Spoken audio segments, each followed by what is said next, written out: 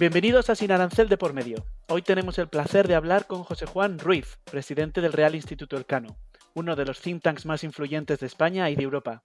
José Juan tiene una trayectoria destacada como economista con experiencia tanto en el sector público como en el privado.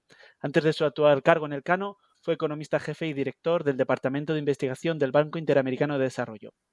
A lo largo de su carrera ha escrito sobre una amplia variedad de temas, desde política comercial hasta política monetaria, incluyendo España, la Unión Europea y América Latina.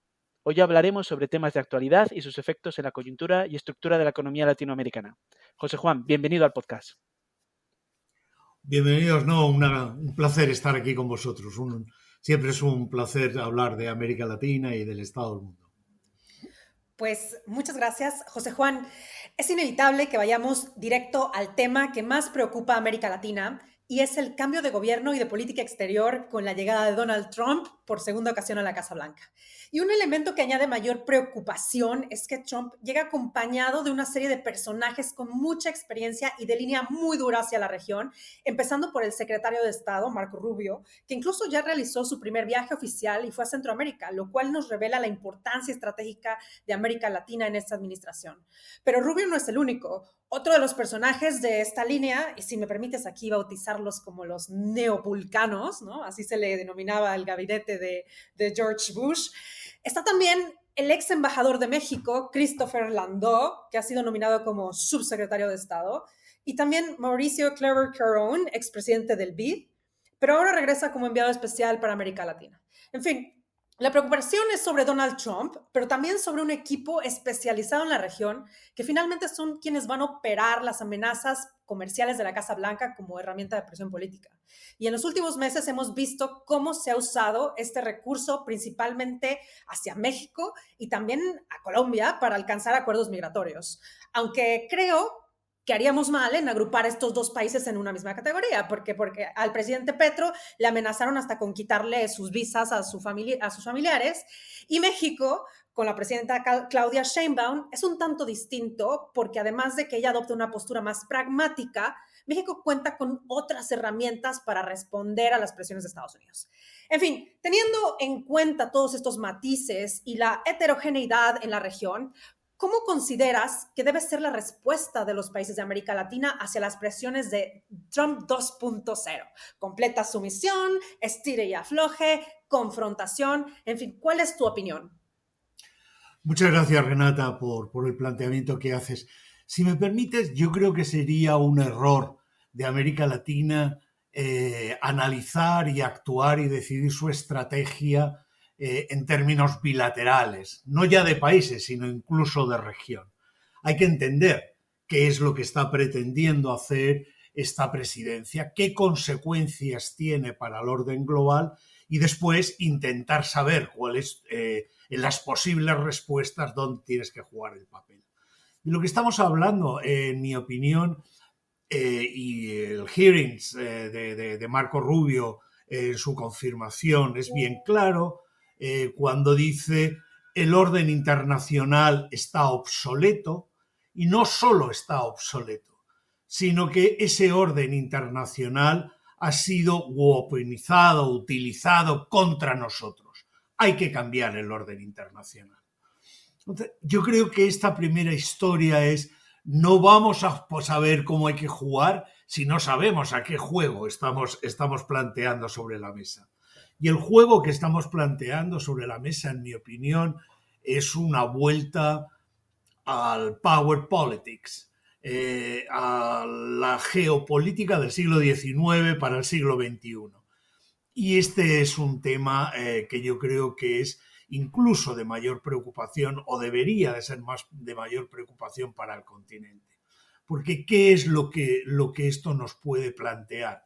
Esto lo que nos puede plantear es que sobre un telón de fondo que está ahí, que es la lucha por la hegemonía en el nuevo orden económico entre China y Estados Unidos, los dos contendientes, los dos hegemones, van a intentar evaluar qué políticas son las mejores para sus aliados actuales, para dañar a los aliados de sus rivales y para atraer a otros aliados a su coalición. Yo creo que esta es una forma quizá más inteligente, más genérica de ver lo que está ocurriendo. Mi percepción es que la administración ha llegado a la conclusión que con el orden anterior, las reglas anteriores, China llegaría un momento en el que tomaría esa hegemonía y que romperlas hoy, crear el caos, la disrupción, tiene para Estados Unidos un neto positivo. Todo el mundo va a perder, ellos, los rivales y los aliados, pero en la percepción de la administración, en abstracto, por supuesto, pero para poder hacer un razonamiento que se entienda, ellos piensan que sus pérdidas son menores que las pérdidas de China y que su base aliada, que también pierde, puede pagarle un subsidio mayor que disminuya todavía más sus propias pérdidas, las pérdidas de Estados Unidos. Y yo creo que por eso es la agresividad con la que se ha tratado en las primeras semanas, no solo a México y a Canadá o a Colombia, sino a Europa y las declaraciones que hemos estado viendo. En cierta medida estamos volviendo a ese mundo de power politics que ya Tucídides en el siglo V antes de Cristo cuenta en un maravilloso relato en el que un general ateniense va a la asamblea de los Melios para decirles que eran aliados de Esparta y le dice: cambiad vuestra alianza. Y los otros les dicen: no, ¿por qué vamos a cambiar la alianza? Dice: porque estamos ya en un nuevo orden. Y este nuevo orden es muy simple. Los poderosos hacemos lo que podemos y los débiles sufrís lo que debéis.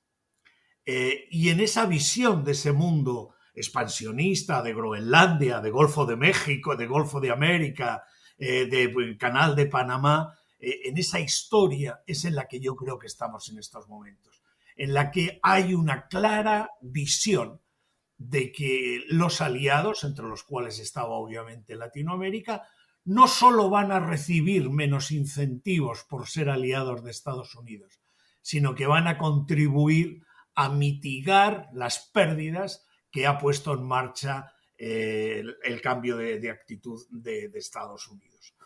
Y si eso es así, lo lógico es empezar por los países que tienes más cerca y que más daño te pueden hacer.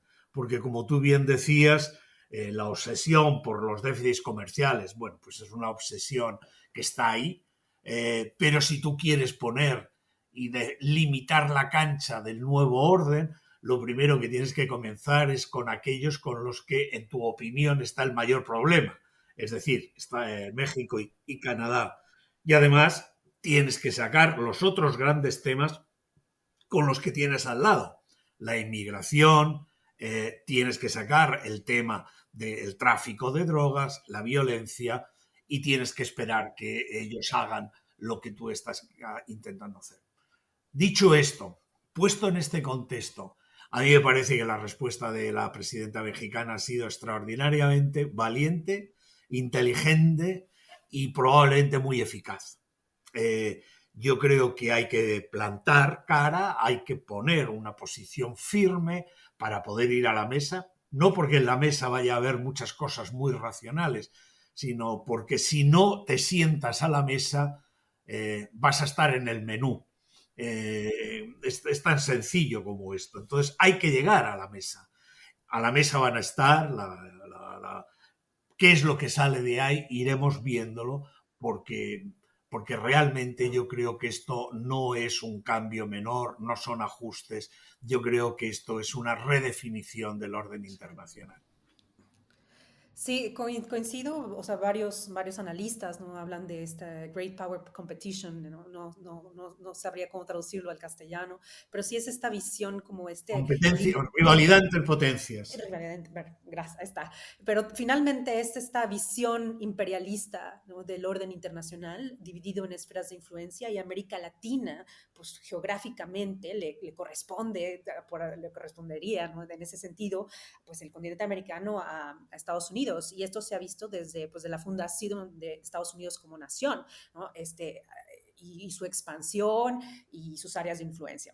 Entonces, también es un poco preocupante para la región que estemos entrando a esta nueva dinámica que no es institucional, ¿no? Finalmente, si es una cuestión de quién es el más fuerte, el marco legal queda completamente en el cajón, y entonces esto nos puede llevar a conflictos mayores. Precisamente las instituciones eran para resolver estas diferencias desde una paz organizada, ¿no? Y eso es quizá el peligro de estos tiempos, y coincido con tu apreciación. Creo que en algunos casos, como el de México, hay elementos para negociar y para plantar cara. No creo que también sea muy buena estrategia jugarle al bully, ¿no? Porque si no, toda la vida vas a ser hostigado. Pero mencionas este punto muy importante sobre el contexto internacional en esta lucha hegemónica, mencionando principalmente a Estados Unidos versus China, ¿no? Y en América Latina tenemos como ahí un telón, no de acero, pero tenemos un hemisferio que divide a Norteamérica, de Sudamérica, y sus dinámicas comerciales, económicas y políticas son distintas, ¿no? Y unos están más alineados a Estados Unidos, en el norte, México, Centroamérica, y Sudamérica está más alineado hacia China, ¿no?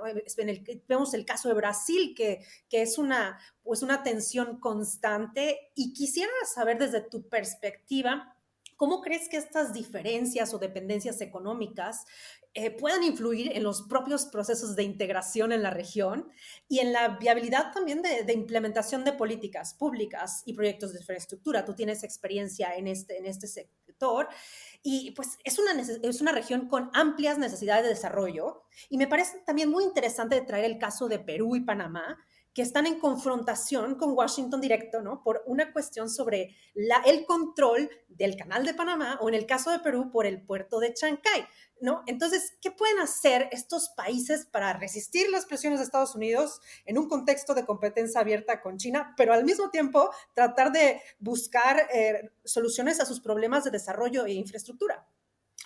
No, Renata, yo absolutamente de acuerdo con lo crítico que es ese planteamiento. Pero déjame que empiece con una apreciación importante. Yo desde hace muchos años he pensado que los datos matan a los relatos. Y la base sobre la que tú has comenzado tiene una evidencia empírica incontestable. En México, o en Centroamérica, es difícil encontrar la influencia o la hegemonía china. Clarísimamente su modelo es un modelo dirigido hacia Estados Unidos, donde el hegemón indiscutible es Estados Unidos y donde marginalmente aparecen países europeos o otros aliados, ¿no? Corea, Japón, etc. Pero el norte y el centro es claramente Estados Unidos. Y esto, en esta visión que tenemos de tener visiones claras, polarizantes, inmediatamente te lleva a pensar que Sudamérica es el continente de China. Pero si miras los datos, eso no es verdad. China sí es verdad que es el principal, está entre los 3 primeros compradores de las exportaciones de los países de Sudamérica. No hay que olvidar que toda Sudamérica junta exporta menos que México. Es decir, son economías mucho más cerradas. Brasil y Argentina tienen niveles de economía cerrada similares a los de Corea del Norte. Estamos hablando de 10-11% del PIB, las importaciones sobre el PIB en los dos países. Entonces, hay que mirar bien los datos. Y los datos en esta ocasión no solo son económicos. Cuando uno mira dónde compran los países del sur sus armas para sus ejércitos, básicamente son armas americanas o europeas. Cuando uno mira dónde tienen la tecnología es americana o europea. Cuando uno ve a dónde emigran a Europa y a Estados Unidos. Cuando uno ve ¿Dónde mandan los estudiantes? Bueno, pues los estudiantes están en Europa y en Estados Unidos. Realmente, dar por sentado que China es hegemónica en el sur porque ha hecho en una serie de países muy concretos, muy en situación crítica en algunas ocasiones, ha jugado como el lender of last resort para ellos, o ha hecho proyectos muy críticos, muy específicos en algunos de ellos, darle la hegemonía, realmente es un mal análisis. Esta es la primera de las cuestiones que yo creo que es muy importante que cuando los países se sienten, vean dónde están, cuáles son sus vulnerabilidades y cuáles son sus fortalezas. El segundo de los temas, vuelvo a esta idea de Tucídides. Es importantísimo en estas luchas hegemónicas saber qué es lo que ocurre con tus aliados. Los aliados, lo que hagas bien con ellos o mal con ellos, son muchas veces los que determinan qué es lo que ocurre al final en la pugna, ¿no? Y el valor el valor geoestratégico de América Latina cambia de una manera exponencial con lo que está ocurriendo. Atraer a América Latina no solo es un tema en el que Estados Unidos lo da por hecho, pero tendría que demostrar qué incentivos le da para que esté en la alianza. China lo va a querer hacer porque debilitaría a Estados Unidos en un punto estratégico. Pero Europa puede encontrar en América Latina una de las posibilidades escasísimas que le quedan por fortalecer su posicionamiento internacional si se siente abandonada por Estados Unidos y no quiere caer en las manos de Europa. Esto es un juego global. Es importantísimo darse cuenta de este juego global. Por ejemplo, ¿qué es lo que ocurriría en América Latina? La percepción que hoy hay de Europa, que es mala, mediocre, muy escasa en términos económicos, si Europa decidiera aprobar Mercosur. Bueno, pues esto cambia mucho la situación porque a Europa se le abre una posibilidad de fortalecimiento de su autonomía estratégica y el suministro, la garantía de suministros en temas claves. Hay un mercado. A América Latina se le abre la posibilidad de diversificar y jugar de forma transaccional con los tres jugadores. América Latina puede sentirse reivindicada como espacio en Europa. Uno de los temas bien interesantes del acuerdo de Mercosur es que no es un acuerdo comercial, no es un área de libre comercio. Fijaros qué es lo que ocurriría en el mundo si lo aprobásemos. Si se aprobase ese acuerdo, Europa tendría acuerdos de libre comercio con el 94% del PIB de América Latina.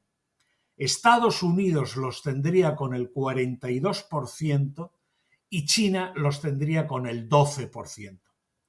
Porque aunque sea un comprador masivo de los productos de commodities que exporta América Latina, son precios y mercados globales. No hay ninguna incentivo para América Latina para firmar un acuerdo de libre comercio con China. No tiene ninguna ventaja, ni China para ellos. Entonces, este es uno de los temas. ¿Cuál es el segundo tema importante? Que si este juego aparece y América Latina no se retira del juego de libre comercio y Europa le da la entrada, lo que ocurre es que muy probablemente se produciría una dinámica hacia la especialización y la diversificación y la creación de comercio dentro de América Latina y la creación de comercio fuera de América Latina. Es decir, ese proceso de unidad o de gran mercado, de la gran América Latina, de la gran patria de la que tantas veces hemos hablado desde las independencias. Gracias, José Juan. Déjame un poco el contraargumento, ¿no? Porque cuando alguien habla de los beneficios de los acuerdos de la Unión Europea con Mercosur, de la actualización, modernización del acuerdo con México, y argumenta todos los beneficios, la respuesta es ¿y por qué no lo hemos hecho? No sé, si tiene tanto sentido, ¿por qué no lo hemos hecho todavía? Bueno, yo creo que la respuesta es muy clara, porque aquellos que sienten dentro de Europa sus intereses afectados por enfrentarse a la competencia han sido capaces de bloquearlo, y porque el ciclo político latinoamericano jamás ha puesto de acuerdo a las dos grandes economías de Mercosur, a Chile, a Brasil y Argentina. Mercosur hay que verlo como un enorme reto. Si sale es casi milagroso. Por eso lleva 25 años ahí, ¿no? Porque lo que estás haciendo es que el área más proteccionista agrícola del mundo haga un acuerdo de libre comercio con el área más eficiente en la producción agrícola del mundo. Y que el área que ha creído que la industrialización era la única forma de llegar al desarrollo y ha sido la más proteccionista, haga un acuerdo de libre comercio con el área que ha basado en el modelo industrial su importancia y su hegemonía durante siglos. O sea, estamos hablando de cosas realmente muy complicadas. Por eso si salen son importantes. Por eso si salen cambian la aguja, ¿no? Y lo más importante, en mi opinión, es que no hay que quedarse en esa creación de comercio entre Europa y América Latina.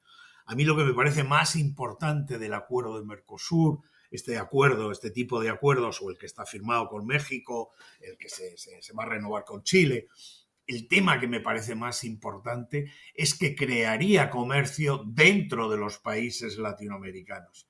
Esto creo que es el punto central. Latinoamérica no va a poder ser una entidad, un bloque, una alianza valiosa si no es capaz de abrir sus economías, mejorar la productividad y crecer. Ha hecho miles de cosas bien en los últimos años, también un centenares de cosas mal, pero la macro está bien, los recursos están ahí, la cultura está ahí, la sensación de democracia está ahí. Lo que le falta es crecer y redistribuir ese crecimiento, y para eso hace falta ganancias de productividad, y para tener ganancias de productividad, si le preguntas a un economista, te volverá a insistir una y otra vez que la competencia y la apertura de los mercados es lo que funciona. Las políticas industriales, pese a que hoy vuelvan a estar de boga, en América Latina sabemos muy bien lo costosísimas que pueden ser para el bienestar de la mayor parte de la sociedad, igual que los populismos, ¿no? Bueno, pues justamente, José Juan, sobre estos temas estructurales que comentas en América Latina, que pues, le impiden, ¿no?, consolidarse como una región de economías de altos ingresos, pues los venimos discutiendo por los últimos 200 años, no sé.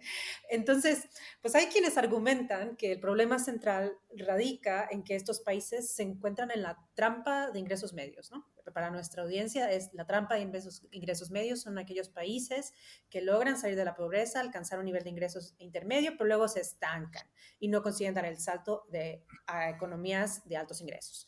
Esta es una lectura, ¿no? Quisiera saber si esa es la lectura que tú le das y si crees que este es el principal problema que enfrentan los países de América Latina en cuestiones estructurales. Y de ser así, ¿cuál es la vía para escapar a esta trampa? Estamos de acuerdo que no es solo un factor, pero me gustaría que nos pudieras en este espacio, quizá tan corto, elucidar con algunos puntos estructurales en dónde están los puntos de clave para que la región pueda avanzar.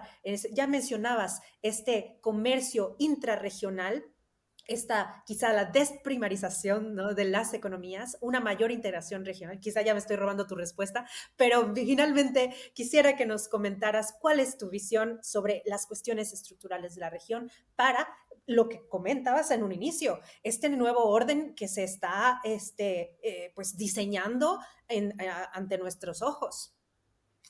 No, Renata, tienes toda la razón. O sea, llevamos muchísimo tiempo discutiendo qué bloquea el salto al desarrollo de América Latina. Realmente, para un economista, yo me he pasado 30 años, los últimos 30 años en la región, y que no hayamos conseguido que ni uno solo de los países hayan saltado a esa categoría cuando con la vuelta de la democracia en los 90, bueno, pues real y la entrada de algunos de los países en la OCDE, parecía que ese era un proceso de 10, 15, 20 años, pero que nada lo podía parar. ¿Qué hemos aprendido en esta frustración? Bueno, en esta frustración hemos aprendido dos cosas. La primera de ellas es que para que saltar el crecimiento es mucho más difícil de lo que la gente supone. Ha habido muy pocas economías, muy pocos países en los últimos 150 años, apenas 12, 15 países que hayan sido capaces de hacer esa transición. Este es el primero de los temas. Una cosa es crecer y la otra cosa es converger. Y probablemente el objetivo de América Latina, aunque parezca que son idénticos, no son idénticos. El objetivo debería ser maximizar sus posibilidades de crecimiento, porque si lo hace, la convergencia acabará pasando en algún momento. Lo que hemos aprendido es que la impaciencia con las políticas no paga. El adanismo de América Latina, que es comprensible desde un punto de vista político, cuando ves que la pobreza está ahí, que la desigualdad sigue ahí, que el crimen sigue ahí, que los welfare state no los creas, que los sistemas impositivos no son capaces de aparecer. Bueno, cuando ves toda la serie de temas políticos y económicos que vemos, pues lo que piensas es, uno, ¿qué es lo que no tiene América Latina y los otros países sí lo han tenido? Bueno, lo que no tiene, o lo que tiene es que sus instituciones son mucho más débiles. Y las instituciones son mucho más débiles por las tentaciones populistas y de captación y cooptación de las agendas de las instituciones que a veces tiene el sector privado o el sector público, el gobierno o la oposición, que es todo más o menos lo mismo. Y esto yo creo que es uno de los grandes temas que hemos descubierto que no era singular en América Latina. O sea, en Estados Unidos es exactamente lo que estás viendo, cómo supuestamente instituciones fuertes sucumben cuando el deseo de los autoritarios es lo suficientemente intensos y les das poder, ¿no? para poder hacer. Probablemente hay diseños de la estructura de sistemas políticos, de modelos presidenciales, de diseño de los checks and balances entre los poderes en América Latina, igual que en Estados Unidos, igual que en otros países europeos, que no te aíslan lo suficiente de esa cooptación, de esa captación de las agendas, y eso impide que las políticas sean persistentes y acaben generando algún tipo de resultados, ¿no? Hay una impaciencia absolutamente comprensible en términos humanitarios y en términos humanos, pero que la edad de las instituciones y la capacidad de las instituciones de checks and balances no se crean en 2 años, 3 años, 5 años. Y cuando las tienes creadas, la tentación que tienen los políticos y el sector privado es captarlas o diluirles esa potencia, y eso es importante. Y esto es más importante que esta idea de las clases medias y la trampa de las clases medias. Si tú miras otra vez a los números, lo que descubrirás es que con tasas de crecimiento que no han estado mal, el crecimiento está bien. Lo que nos pasa en América Latina es que tenemos crisis muy gordas y muy frecuentes. O sea, a veces es mejor crecer menos sin crisis y de forma sostenida para crear la clase media que estos crecimientos espasmódicos que hemos llevado y que tienen mucho que ver con tu estructura productiva, tu escasa diversificación, tu dependencia de los mercados de capitales externos, porque no tienes un sistema financiero doméstico, un mercado de capitales doméstico suficiente, porque el sector público capta demasiado ahorro y hace un crowding out del ahorro que podría ir al... Bueno, toda esa serie de temas, ¿no?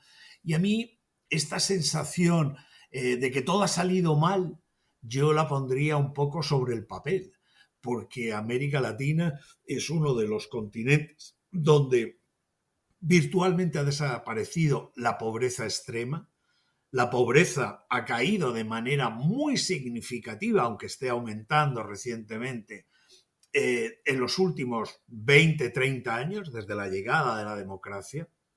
Se han puesto en marcha políticas sociales que han mejorado la distribución del ingreso y hoy la mayoría de América Latina, aunque es verdad que con unas clases medias vulnerables a los shocks, a estos shocks que de vez en cuando tenemos, la mayoría de América Latina es un continente de clases medias asentadas y de clases medias vulnerables. Y este yo creo que es una de las historias en la que dice, estoy atrapado en la trampa de las clases medias. Y lo único que debería decir es, qué suerte ser clase media y no estar atrapado en la trampa de la pobreza.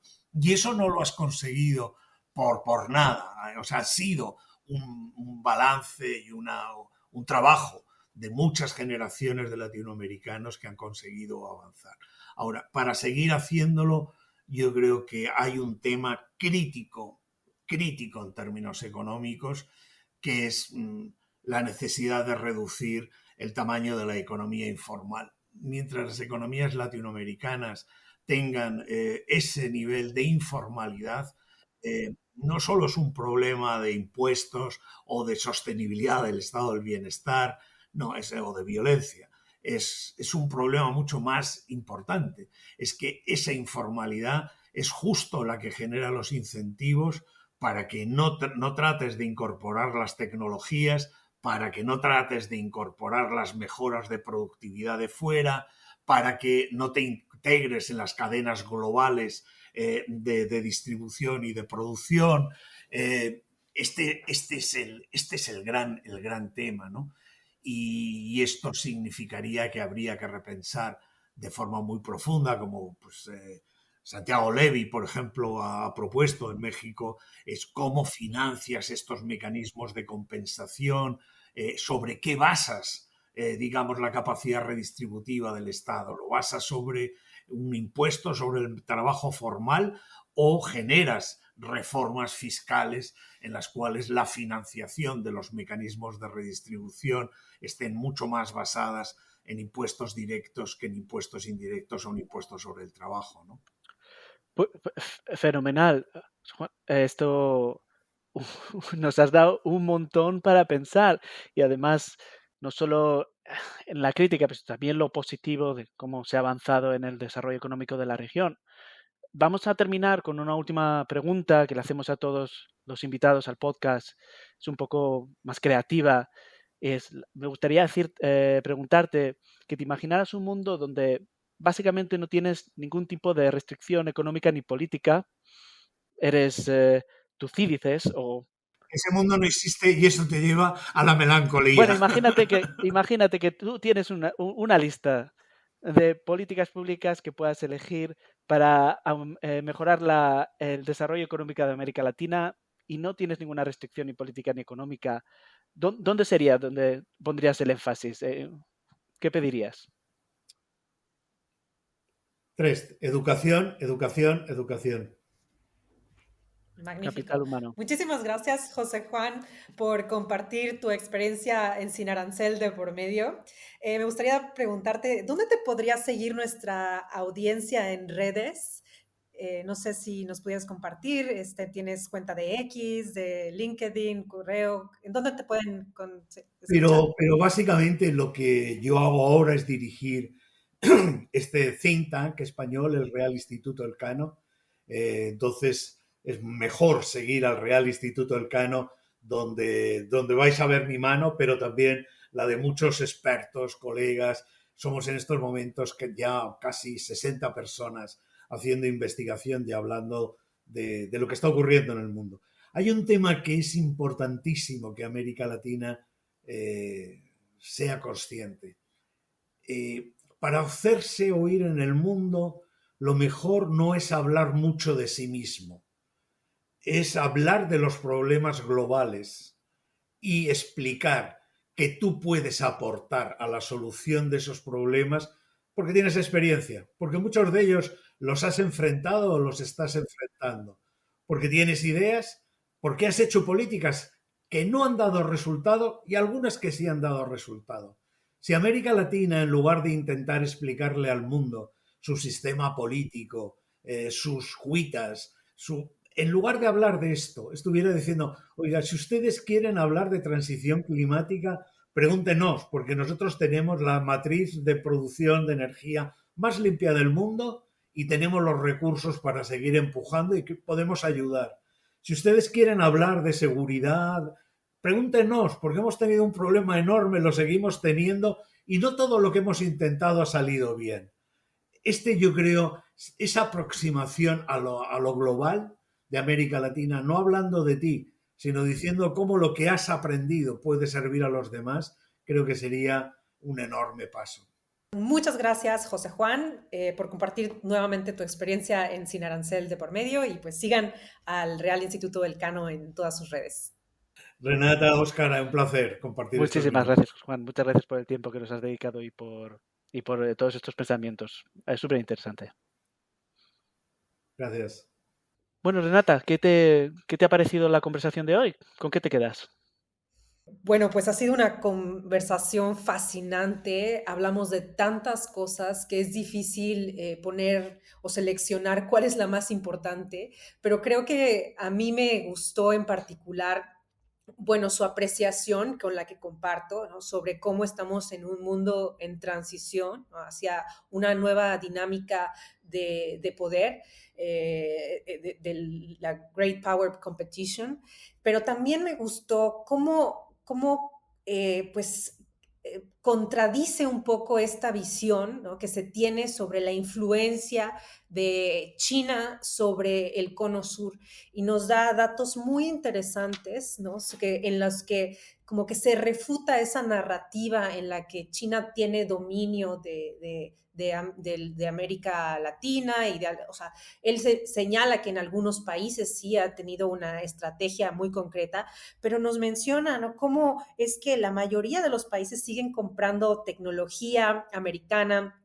tecnología europea, que los principales lugares a los que los países de América Latina voltean a ver para temas migratorios o educativos siguen siendo Estados Unidos y Europa. Creo que esto me pareció muy interesante y cómo le da este matiz y a esta narrativa que se tiene sobre la influencia de China en América Latina. Y a ti, Oscar, ¿qué es lo que más te ha gustado de la conversación? Yo me quedo con dos cosas. La primera es el símil de Trump con Tucídides en la guerra del Peloponeso. Y hay una cita que José Juan utiliza en su artículo del País, que podemos enlazar en las redes sociales, que dice algo así como: los poderosos hacen lo que pueden y los débiles soportan lo que deben. Me parece una cita muy adecuada a la hora de entender al presidente Trump, que no le importa tanto ganar, sino que tu rival pierda, ¿no? Eso es algo como fundamental también que ha dicho José Juan. Y lo segundo, cómo América Latina se enfrenta al desafío de pasar de la agricultura a las manufacturas y en estos momentos de las manufacturas a servicios de alto nivel agregado que aumente la productividad de la región. Y lo voy a enlazar con dos cosas que ha dicho también.